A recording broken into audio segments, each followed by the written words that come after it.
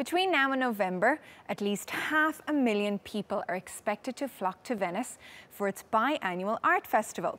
And since the city is famous for its glass, it's no surprise that organisers invited some of the world's top artists to create something special from the everyday material. Miranda Atty explains.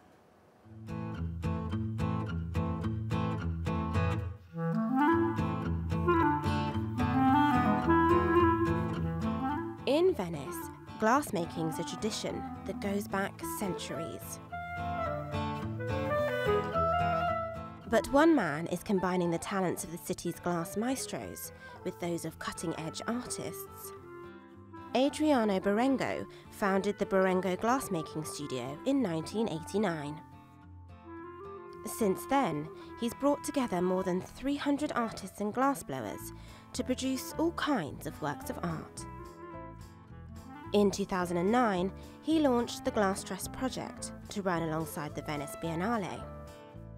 Before that, glass hadn't been seen at the Biennale since 1972. It was a kind of shock of recognition. The art world realized that glass was not only a material for applied art or for craft, or for illumination, for example, the chandelier, but was potentially a great material for contemporary art. Making art in glass is a challenge. You work at high temperatures with material that changes form in an instant.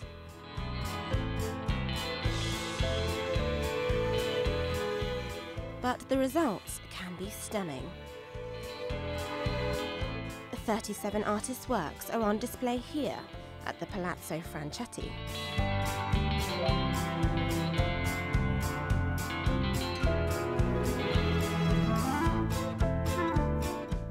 Ai Weiwei's blossom chandelier is huge.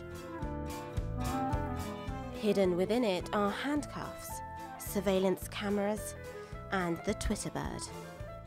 From Abdul Nasser Garim's The Stamp to Erwin Worm's hot water bottles, each artist interprets the glass in different ways.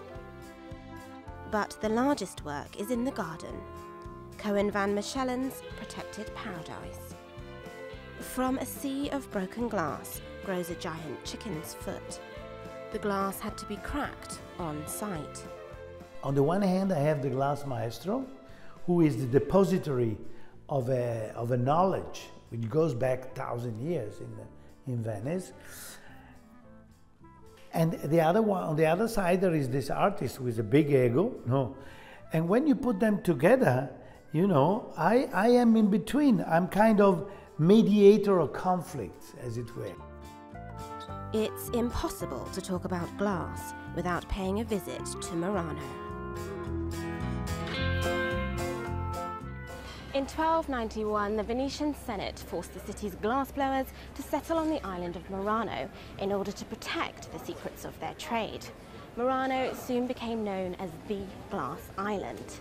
Berengo's exhibition studios are in an abandoned furnace that's been closed for the last 60 years. But for this Biennale, artist Loris Griard is firing it up once again.